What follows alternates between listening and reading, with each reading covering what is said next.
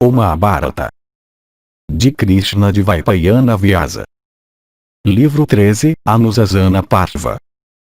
Capítulo 112. Fim daqueles que seguem virtude. Yudhishthira disse: Tu me disseste, ó regenerado, qual é o fim da iniquidade ou pecado. Eu desejo agora saber, ó o principal dos oradores, daquele fim que é da virtude. Tendo cometido diversas ações de pecado, por quais ações as pessoas conseguem obter um fim auspicioso neste mundo? Por quais atos também as pessoas obtêm um fim auspicioso no céu? Vrihaspati disse: Por cometer atos pecaminosos com mente pervertida, uma pessoa cede ao domínio da injustiça e como uma consequência vai para o inferno. Aquele homem que, tendo cometido ações pecaminosas por entorpecimento da mente, sente as dores do arrependimento e coloca seu coração na contemplação da divindade, não tem que suportar as consequências de seus pecados. Uma pessoa fica livre de seus pecados na proporção em que ela se arrepende deles. Se alguém tendo cometido um pecado, ó rei, o proclama na presença de brahmanas conhecedores dos deveres, ele vem a ser rapidamente purificado do opróbrio resultante de seu pecado. Consequentemente, dessa maneira uma pessoa se torna purificada disso completamente ou não, como uma cobra livre de sua pele enferma.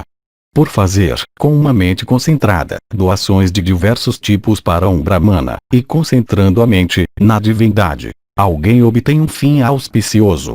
Eu agora te direi quais são aquelas doações, ó Yudhishthira, por fazer as quais uma pessoa, mesmo se culpada de ter cometido atos pecaminosos, pode vir a ser dotada de mérito. De todas as espécies de doações, aquela de alimento é considerada como a melhor. Alguém desejoso de obter mérito, deve com um coração sincero, fazer doações de alimento. O alimento é o ar vital dos homens. Dele todas as criaturas nascem. Todos os mundos de criaturas vivas estão fundados sobre o alimento. Por essa razão o alimento é louvado.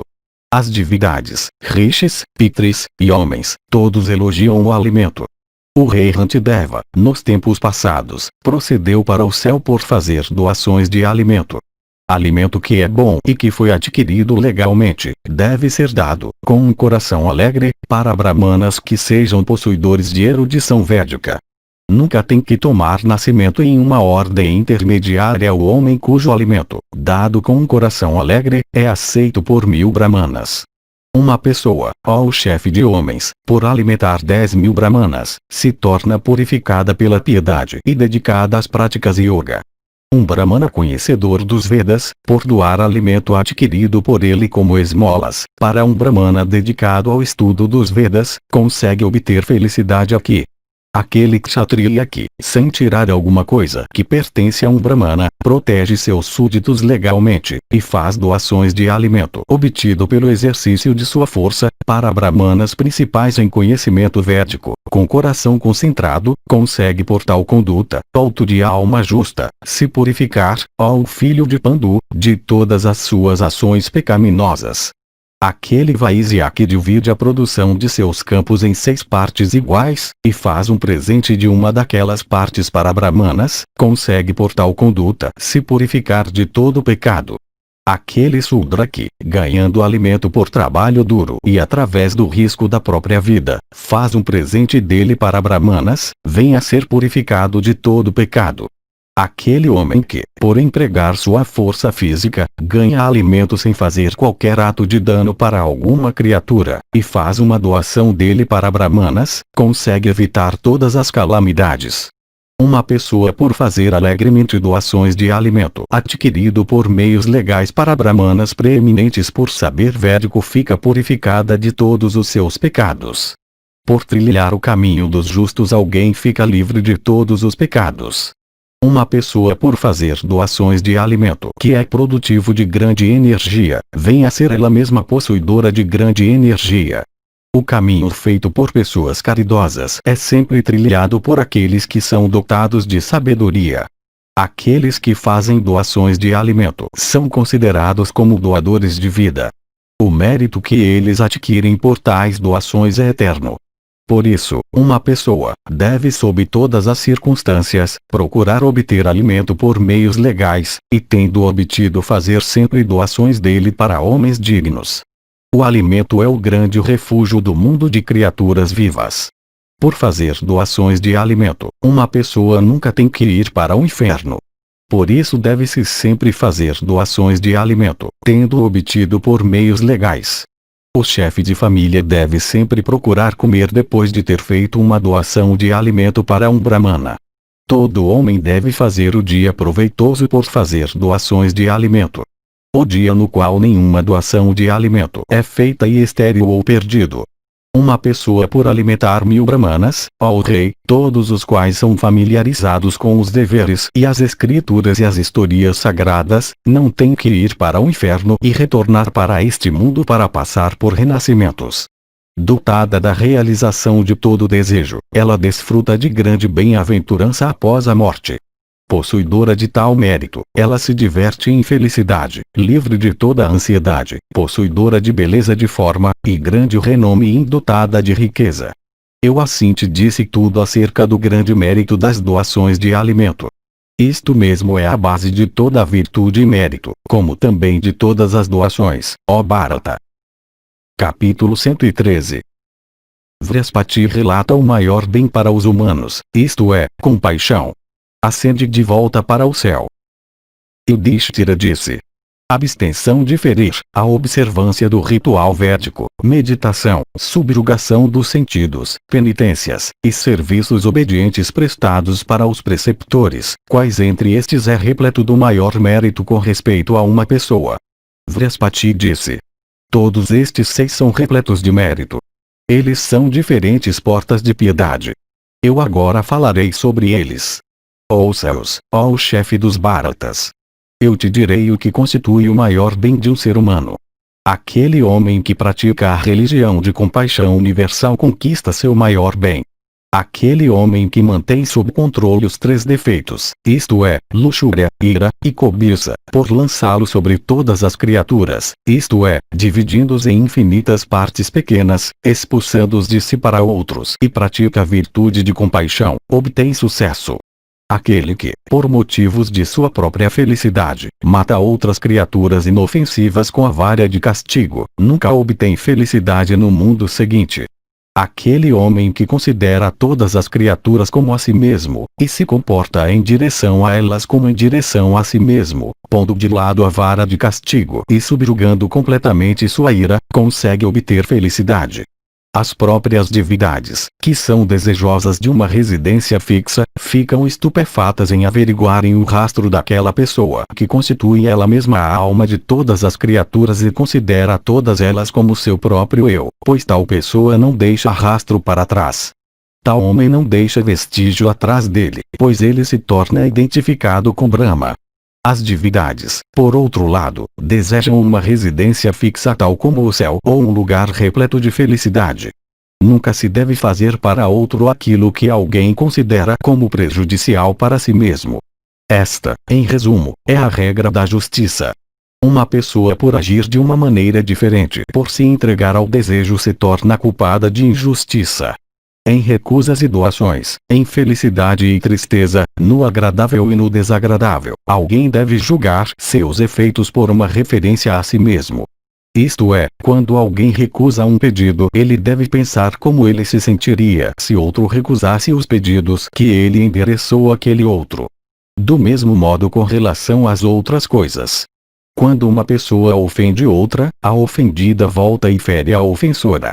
Similarmente, quando alguém trata outro com carinho, aquele outro estima o estimador. Alguém deve moldar sua regra de comportamento de acordo com isto. Eu te disse certamente o que é justiça por este modo sutil. Vaisampayana continuou.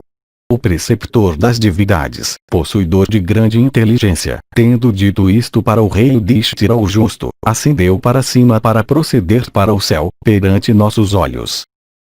Capítulo 114. Religião da compaixão. Exemplo é a abstenção de carne.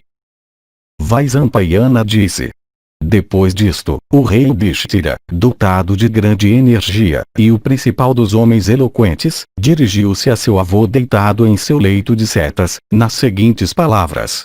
Yudhishthira disse: Altos de grande inteligência, os rishis e brahmanas e as divindades, levados pela autoridade dos Vedas, todos louvam aquela religião a qual tem a compaixão como sua indicação.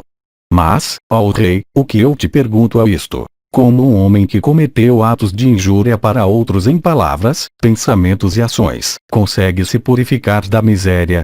Bhishma disse. Proferidores de Brahma dizem que há 4 tipos de compaixão ou abstenção de ferir. Se mesmo um daqueles 4 tipos não for cumprido, a religião da compaixão, é dito, não é cumprida. Como todos os animais de 4 patas são incapazes de permanecer sobre 3 pernas, assim mesmo a religião da compaixão não pode permanecer se alguma daquelas 4 divisões ou partes estiver ausente. Como as pegadas de todos os outros animais são engolfadas naquela do elefante, assim mesmo todas as outras religiões são citadas como sendo contidas naquela da compaixão. Uma pessoa se torna culpada de injúria através de ações, palavras e pensamentos.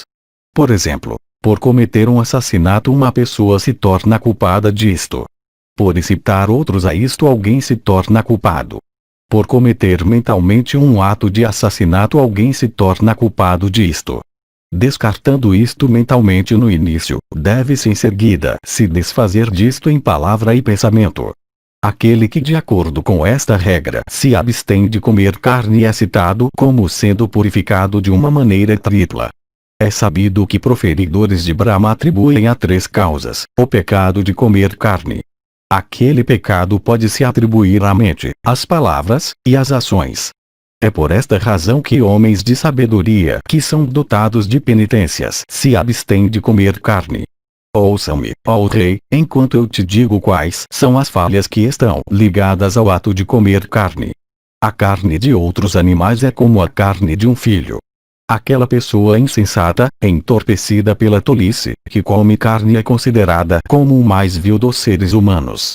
A união de pai e mãe produz uma prole.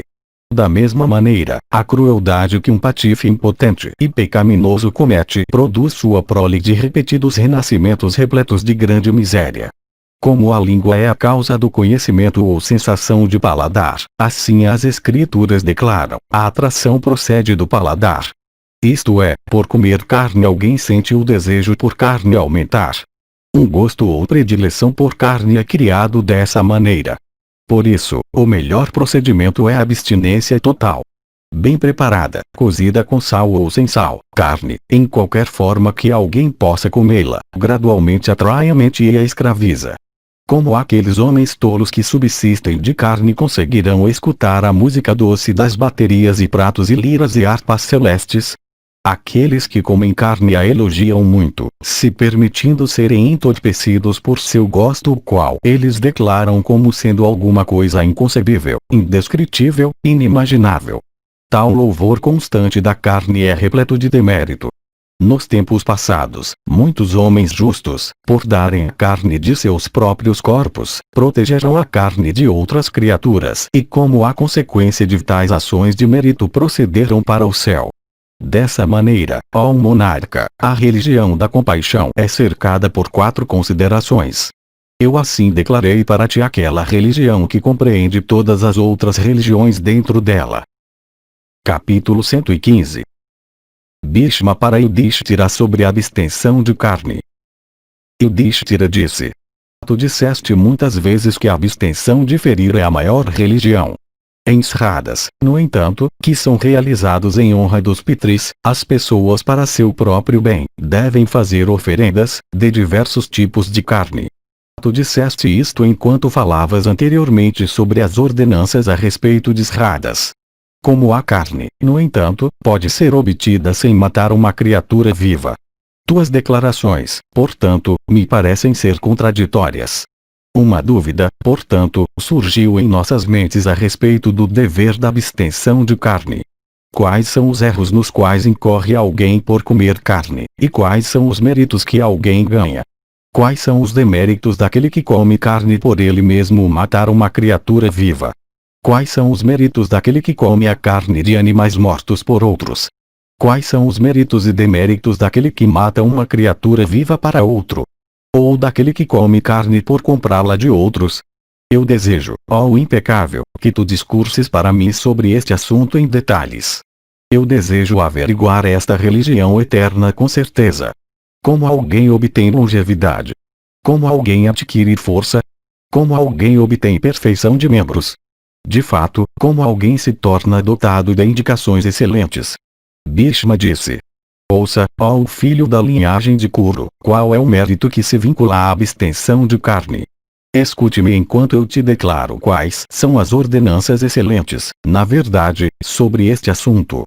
Aquelas pessoas de grande alma que desejam beleza, perfeição de membros, vida longa, compreensão, força mental e física, e memória, devem se abster de atos de injúria. Sobre este tópico, ó descendente da família de Kuru, aconteceram inúmeras conversas entre os rishis. Ouça, ó Yudhishthira, qual era sua opinião. O mérito adquirido por aquela pessoa, ó Yudhishthira, que, com a firmeza de um voto, adora as divindades todo mês em sacrifícios de cavalo, é igual ao daquele que rejeita mel e carne. Os 7 rishis celestes, os Valaklias, e aqueles rishis que bebem os raios do sol, dotados de grande sabedoria, louvam a abstenção de carne. O humano nascido por si mesmo disse que o homem que não come carne, ou que não mata criaturas vivas, ou que não faz com que elas sejam mortas, é um amigo de todas as criaturas. Tal homem não pode ser oprimido por alguma criatura. Ele desfruta da confiança de todos os seres vivos. Ele sempre desfruta, além disso, da aprovação e elogio dos justos. Narada de alma justa disse que o homem que deseja aumentar sua própria carne por comer a carne de outras criaturas encontra com a calamidade. Vrihaspati disse que o homem que se abstém de mel e carne adquire o mérito de doações e sacrifícios e penitências. Na minha avaliação, estas duas pessoas são iguais, isto é, aquela que adora as divindades todo mês em um sacrifício de cavalo por um espaço de 100 anos e aquele que se abstém de mel e carne. Pela abstenção de carne uma pessoa vem a ser considerada como alguém que sempre adora as divindades em sacrifícios, ou como alguém que sempre faz doações para outros, ou como alguém que sempre passa pelas austeridades mais severas. Aquele homem que tendo comido carne desiste disso depois, adquire mérito por tal ação que é tão grande que um estudo de todos os Vedas ou uma realização, ó Bharata, de todos os sacrifícios, não pode conceder seu semelhante. É extremamente difícil abandonar a carne depois de ter se tornado familiarizado com seu gosto. De fato, é extremamente difícil para tal pessoa cumprir o voto sublime da abstenção de carne, um voto que inspira confiança em todas as criaturas por dissipar todo o medo. Aquela pessoa erudita que dá para todas as criaturas vivas o dakshina da confiança total vem a ser considerada, sem dúvida, como a doadora dos ares vitais neste mundo. A segurança dada para todas as criaturas de nunca feri-las em alguma ocasião é o dakshina ou a oferenda sacrificial do grandioso sacrifício que é constituído pela compaixão universal ou abstenção de ferir. Esta é a religião sublime a qual homens de sabedoria aprovam. Os ares vitais de outras criaturas são tão preciosos para elas quanto aqueles de uma pessoa são preciosos para ela mesma. Homens dotados de inteligência e almas purificadas devem sempre se comportar em direção a outras criaturas da mesma maneira daquele comportamento o qual eles gostam que outros observem em direção a si mesmos. É visto que até aqueles homens que possuem erudição e que procuram alcançar o maior bem na forma de emancipação não estão livres do medo da morte. O que dizer daquelas criaturas inocentes e saudáveis dotadas de amor à vida, quando canalhas pecaminosos que subsistem de matança procuram matá-las? Por esta razão, ó monarca, saiba que a rejeição de carne é o maior refúgio da religião, do céu, e da felicidade. A abstenção de ferir é a maior religião. Ela é, além disso, a maior penitência. Ela é também as verdades mais sublimes das quais todo dever procede. A carne não pode ser obtida da grama ou madeira ou pedra. A menos que uma criatura viva seja morta, ela não pode ser obtida. Por isso há erro em comer carne. As divindades que subsistem de Sva, Svada e Néctar são devotadas à verdade e sinceridade. Aquelas pessoas, no entanto, que são por satisfazer a sensação de paladar, devem ser conhecidas como Rakshasas apegados ao atributo de paixão. Aquele homem que se abstém de carne nunca é colocado em medo, ó rei, por alguma criatura, onde quer que ele possa estar, isto é, em selvas terríveis ou fortalezas inacessíveis, de dia ou de noite, ou nos dois crepúsculos, em praças abertas de cidades ou em assembleias de homens, de armas erguidas ou em lugares onde há grande terror de animais selvagens ou cobras. Todas as criaturas procuram sua proteção. Ele é um objeto de confiança para todas as criaturas. Ele nunca causa alguma ansiedade em outros, e ele mesmo nunca tem que ficar ansioso. Se ninguém comesse carne, então não haveria alguém para matar criaturas vivas. O homem que mata criaturas vivas as mata por causa da pessoa que come carne. Se a carne fosse considerada como não comestível, então não haveria matança de criaturas vivas. É por causa do comedor, que o massacre de criaturas vivas continua no mundo. Já que, alto de grande esplendor, o período de vida das pessoas que matam criaturas vivas ou as fazem ser mortas é encurtado, é evidente que a pessoa que deseja seu próprio bem deve desistir totalmente da carne. Aquelas pessoas violentas que são dedicadas à matança de criaturas vivas nunca encontram protetores quando elas estão em necessidade. Tais pessoas devem sempre ser molestadas e perseguidas assim como bestas predadoras. Por cobiça ou entorpecimento da compreensão, por causa de força e energia, ou por associação com os pecaminosos, se manifesta nos homens a disposição para pecar.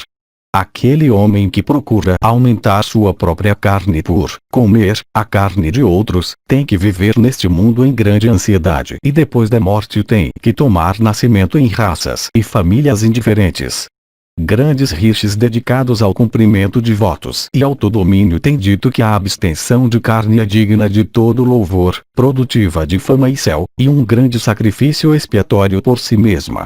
Isto eu ouvi nos tempos passados, ó filho de Kunti, de Markandeya, quando aquele rishi discursou sobre os deméritos de comer carne. Aquele que come a carne de animais que estão desejosos de viver, mas que foram mortos por ele mesmo ou por outros, incorre no pecado que se atribui à matança por este seu ato de crueldade. Aquele que compra carne mata criaturas vivas através de sua riqueza. Aquele que come carne mata criaturas vivas por tal ato de comer. Aquele que amarra ou captura e realmente mata criaturas vivas é um matador. Há 3 tipos de matança, cada um destes 3 atos sendo dessa maneira. Aquele que não come carne mas aprova um ato de matança fica maculado pelo pecado de matança. Por se abster de carne e mostrar compaixão por todas as criaturas, alguém se torna incapaz de ser molestado por alguma criatura, e obtém uma vida longa, saúde perfeita, e felicidade. O mérito que é adquirido por uma pessoa por se abster de carne, nós temos ouvido, é superior àquele de alguém que faz doações de ouro, de vacas, e de terra. Uma pessoa nunca deve comer carne de animais não oferecidos em sacrifícios e que são, portanto, mortos em vão, e que não foram oferecidos para os deuses e pitris com a ajuda das ordenanças. Não há a menor dúvida que uma pessoa por comer tal carne vai para o inferno. Se alguém come a carne que foi santificada por ela ter sido obtida de animais dedicados em sacrifícios e que foram mortos para o propósito de alimentar brahmanas, ele incorre em uma pequena culpa. Por se comportar de outra maneira ele se torna manchado pelo pecado. Aquele patife entre homens que mata criaturas vivas por causa daqueles que irão comê-las atrai sobre si grande demérito. O demérito do comedor não é tão grande. Aquele patife entre homens que, seguindo o caminho dos ritos religiosos e sacrifícios prescritos nos Vedas, mata uma criatura viva pelo desejo de comer sua carne, certamente se torna um residente do inferno. Aquele homem que tendo comido carne se abstém disto depois, obtém grande mérito por tal abstenção de pecado. Aquele que planeja para obter carne, aquele que aprova aqueles planos, aquele que mata, aquele que compra ou vende, aquele que cozinha, e aquele que come, são todos considerados como comedores de carne. Eu agora citarei outra autoridade, dependente daquilo que foi declarado pelo próprio ordenador, e estabelecido nos Vedas. É dito que aquela religião que tem ações como suas indicações foi ordenada para chefes de família, ou chefe de reis, e não para aqueles homens que estão desejosos de emancipação.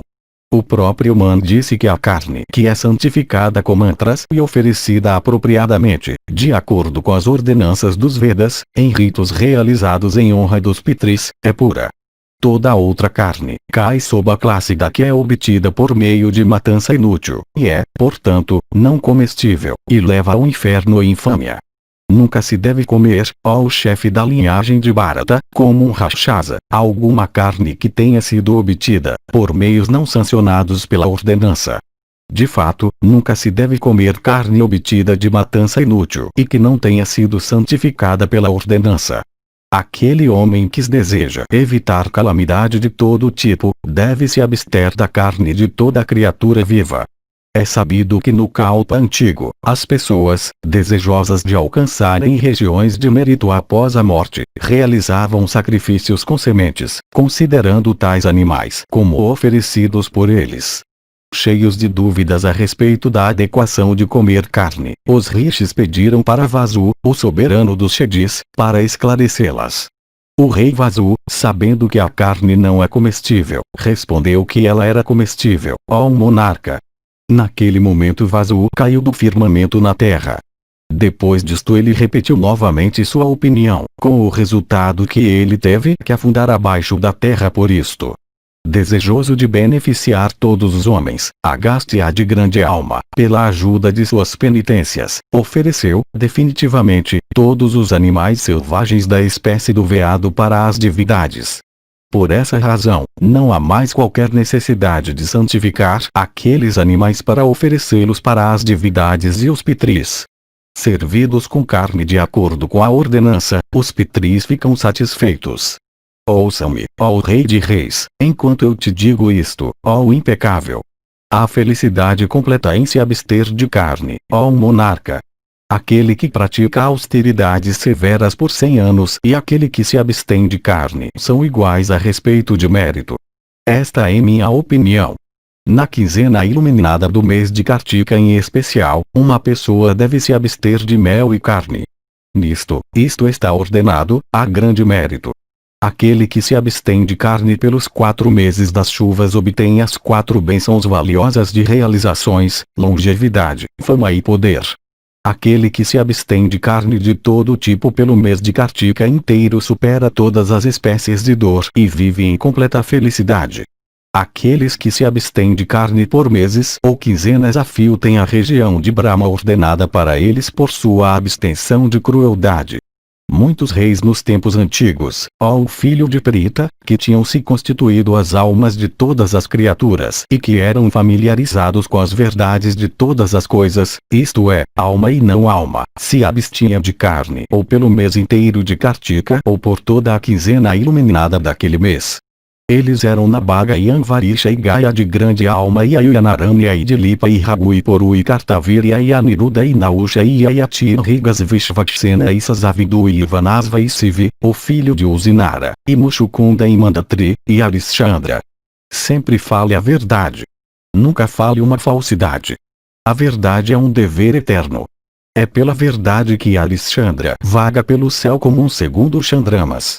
Estes outros reis também, isto é, Sienashitra, ó monarca, e Somaka e Vrika e Raivata e Rantideva e Vasu e Srijaya, e Dushmanta e Karshma e Rama e Alarka e Nala, e Virupasva e Nimijanaka de grande inteligência, e Aila e Pritu e Virezena, e Kshvaku, e Sambu, Sveta, e Sagara, e Aja e Dundu e Suvau, e Aryasva e Kshupa e Bharata, ó monarca, não comiam carne pelo mês de Kartika e como a consequência disso chegaram ao céu, e dotados de prosperidade brilharam com refulgência na região de Brahman, adorados por Gandharvas e cercados por 1000 donzelas de grande beleza.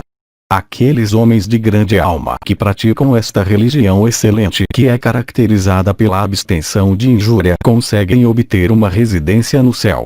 Aqueles homens justos que, desde o momento do nascimento, se abstêm de mel e carne e vinho, são considerados como imunes.